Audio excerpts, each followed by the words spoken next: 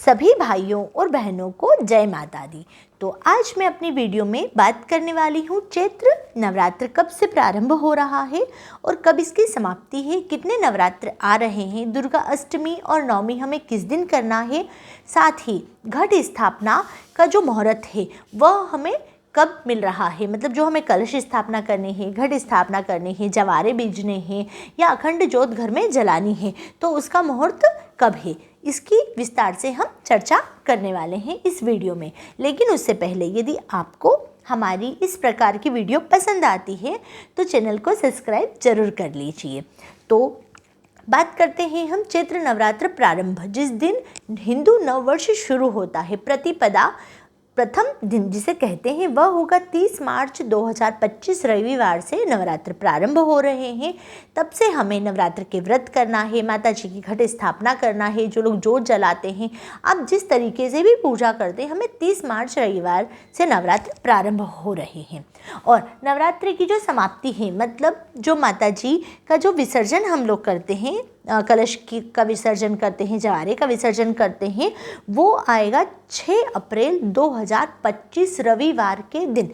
तो माता जी रविवार के दिन ही उनका आगमन है और रविवार के दिन ही प्रस्थान है, नवरात्र पूर्ण होंगे। तो इस बार जो माता जी का वाहन है वह हाथी पर सवार होकर महारानी हमारे बीच पधार रहे हैं, हमारे धरती पर महारानी हाथी पर सवार होकर पधार रहे हैं और ये बहुत ही शुभ संकेत है हम लोगों के लिए। तो खूब माता जी की सेवा पूजा करिए, आप जिस तरीके से भी करते हैं। चलिए अब बात करते हैं हम दुर्गा अष्टमी और नवमी की। तो जो दुर्गा अष्टमी के दिन जो लोग व्रत करते हैं, जो अष्टमी की पूजा करते हैं, बहुत सारे लोगों के घरों में अपने अपने रिवाज के हिसाब से जो उनका मतलब उनके घर का जो रिवाज होता है उसके हिसाब से बहुत सारे लोगों के यहाँ पर चैत्र नवरात्र में भी अष्टमी की पूजा होती है। तो वह होगी 5 अप्रैल शनिवार के दिन। कन्या पूजन करते हैं, कन्या को भोजन करवाते हैं, तो वो भी हमें अष्टमी पर करते हैं हम लोग।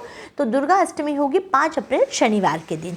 और रामनवमी जिस दिन जवारे विसर्जन होंगे, माता जी का कलश विसर्जन किया जाता है, और रामनवमी होती है वह है 6 अप्रैल रविवार के दिन। तो दुर्गा अष्टमी 5 अप्रैल और रामनवमी 6 अप्रैल रविवार के दिन होगा।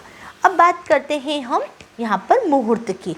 तो जो 30 मार्च के दिन 2025 के दिन, जिस दिन हम घट स्थापना करते हैं, कलश स्थापना, सभी के घरों में किसी के यहाँ पे कलश स्थापना होती है, किसी के यहाँ पर जवारे रखे जाते हैं, कोई माता जी की साधारण पूजा करता है, माता जी को आह्वान करता है, पाठ करते हैं, मतलब शुरुआत तो जिस दिन की जाती है उसका जो शुभ मुहूर्त में ही हमें पूजा प्रारंभ करनी चाहिए। तो यदि आपके घर में भी आप लोग कलश स्थापना करते हैं, अखंड ज्योत जलाते हैं, तो उसका जो शुभ मुहूर्त है वह प्रातः 6:13 से लेकर 10:22 प्रातः का जो मुहूर्त है वो बहुत ही अच्छा है। और अभिजीत मुहूर्त जिसे कहते हैं वह होगा दोपहर 12:01 से लेकर 12:50 तक।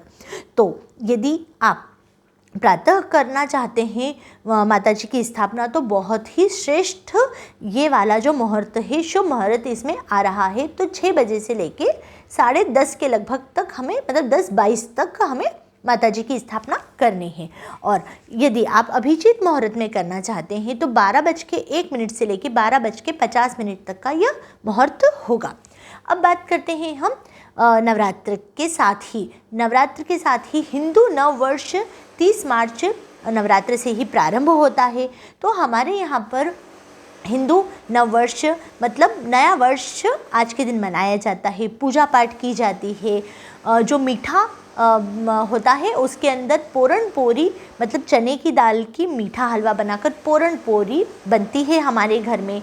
माता जी की कलश स्थापना करते हैं, साधारण तरीके से माता जी की पूजा करते हैं, आधा आराधना करते हैं।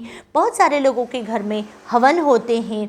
तो ये आपकी श्रद्धा है, लेकिन मेरा आपसे एक निवेदन है कि यदि आप नॉर्मल पूजा करते हैं, साधारण, उसमें कोई बात नहीं, लेकिन आप अगर पहले से अखंड ज्योत रखते आए हैं, अगर कलश स्थापना करते आए हैं तो बिल्कुल विधि विधान से आप लोग जानते हैं, जो लोग भी करते हैं। लेकिन यदि आप लोग नए हैं और आप पहली बार कलश स्थापना करना चाहते हैं, जोत खड़ी करना चाहते हैं, माता जी का आह्वान करना चाहते हैं, तो पूरे विधि विधान से ही हमें ये करना चाहिए। लेकिन यदि हम ज़्यादा विधि विधान नहीं जानते, या तो पहले पूरी जानकारी लीजिए, उसके बाद ही माता जी की कलश स्थापना और जोत, अखंड जोत घर में रखिए।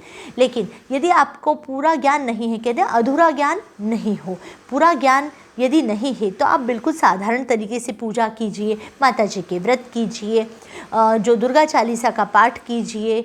जो नवरात्रि के जो दिन होते हैं उनके अंदर लाल, पीला, गुलाबी, ऑरेंज कलर, मतलब भगवा कलर जो होता है, जो शुभ कलर माने जाते हैं, उन कलर की साड़ी पहनिए, कपड़े वस्त्र धारण करिए।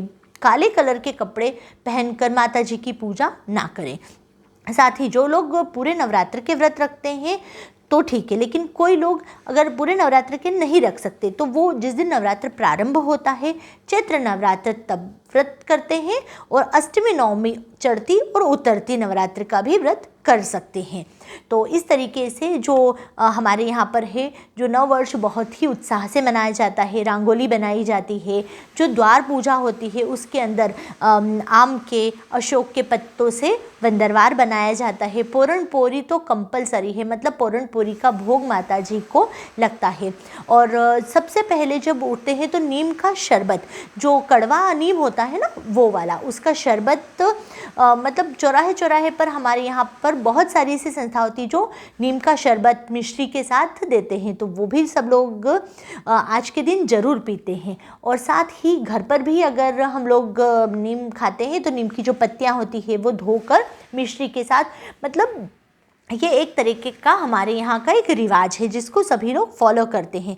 और जो नीम होता है, जैसे अब गर्मियाँ शुरू हो जाती है तो ये जो रिवाज है, रीति रिवाज के साथ ही इसके साथ साइंटिफिक रीज़न भी जुड़े होते हैं कि जो मिश्री भी बहुत ठंडी होती है और नीम, जो कड़वा नीम होता है, वह भी बहुत ठंडा होता है।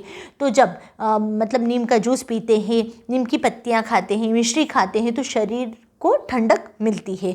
तो ये हुआ नवरात्र की और प्रतिपदा की बात, कलश की स्थापना की मुहूर्त की बात। तो अष्टमी, नवमी सभी मैंने आपके साथ तिथिवार सब यहाँ पर शेयर कर दिए हैं। तो चलिए तब तक अगली वीडियो में मिलती हूँ अगले नए टॉपिक के साथ। तब तक के लिए जय माता दी, जय श्री कृष्णा, राधे राधे।